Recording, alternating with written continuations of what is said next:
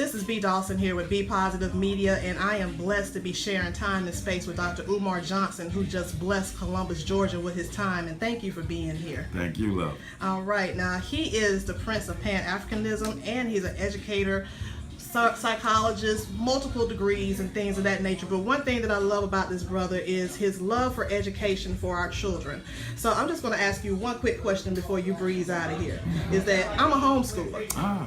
And I homeschool because I feel that I need to have direct control of my children's education and what's being fed into their systems, especially with my son being diagnosed with autism. So I want complete control of that because the special education system is a trip. I just want you to give one quick message to the other special need parents out here and one quick message to the homeschoolers. Since they're not in school, what should we be teaching them? Indeed. I'm going to give 5 points for homeschooling parents and 5 points for special ed parents. Starting with the homeschool parents. Number 1, make sure you have a homeschool calendar of instruction. Know what you're going to teach on the days you're going to teach it, and you need to stick to it.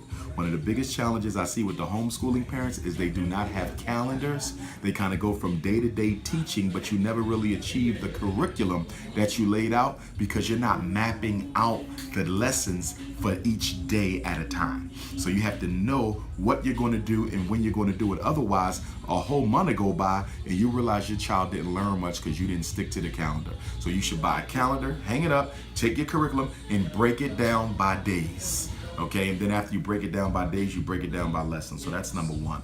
Number 2, for homeschooling parents, I would say make sure you have a support team. Other parents, educators, and professionals who you can call on for advice. For example, if you're homeschooling high school kids, you might not necessarily have a mastery of physics or calculus or algebra 2. You might not necessarily have a mastery of higher order English skills. So you need other professionals that you can call on. Number 3, create a space in the home just for homeschooling. Do not let the entire home be a homeschool spot, because psychologically that will overwhelm you and the child. It will seem like you're always on the job and there's no closure. There should be one room that is blessed to be the homeschool room. Nobody even goes in there unless it's being used for homeschooling. Keep it clean, keep it organized, but that's the homeschooling room. When you leave that room, when your child leaves that room, you guys are done. Okay? Number 4, make sure you go to homeschool conferences. Make sure you join homeschool organizations. And yes, sometimes you're going to have to go to white homeschool conferences because they are more organized in this area than we are to some extent. So get your information from wherever. Of course, you have CB in Trenton, New Jersey, Council of Independent Black Institutions, and of course there's the African American Homeschool Network. But make sure you link up with other people. Don't do it all alone. Okay, I think that was 4. Let me do 5. Number 5, know yourself. Are you the best person to teach your child? Some parents are so perfectionistic that they cannot teach their own children because they will verbally abuse them. They will ridicule them. They will expect perfection, and as a result, the child will psychologically shut down. So sometimes you need to know your limits. And if you are too perfectionist, if you don't have any patience, if you're going to demand too much from your child, because let's face it, we all hold our kids to a high standard. But in doing that, you can actually burn them out if you don't allow children to be children. And the last thing I would say on homeschooling is make sure your child is involved in extracurricular activities. Make sure they get time to socialize with other children, okay? But be professional. Be professional. Too many homeschool parents, they don't attack it with the professional urgency that they need to attack it with. So make sure you are professional, make sure you are organized, make sure you have the time, and make sure you engage in self-care. A homeschooling parent, like any parent, okay, can suffer from burnout if you don't find time to take to yourself. For my special ed parents, know your child's disability. Please know your child's disability.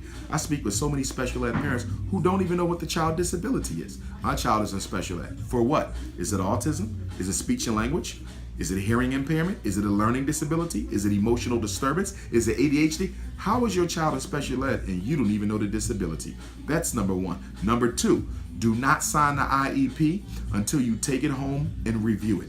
Do not sign the IEP until you take it home, and review it. When you go to an IEP meeting, you should show up with some recommendations for strategies and goals that you would like to be included on the IEP. Number 3, understand that if you don't agree with the evaluation report, you have a right to a second independent educational evaluation. This is your federal right. Special ed is a federal law, and you can have your child re-evaluated by a school psychologist of your choice whenever you disagree with the evaluation. Number 4, if your child is not benefiting from special ed, you need to call an IEP meeting and demand an improvement in their education or demand an approved private school.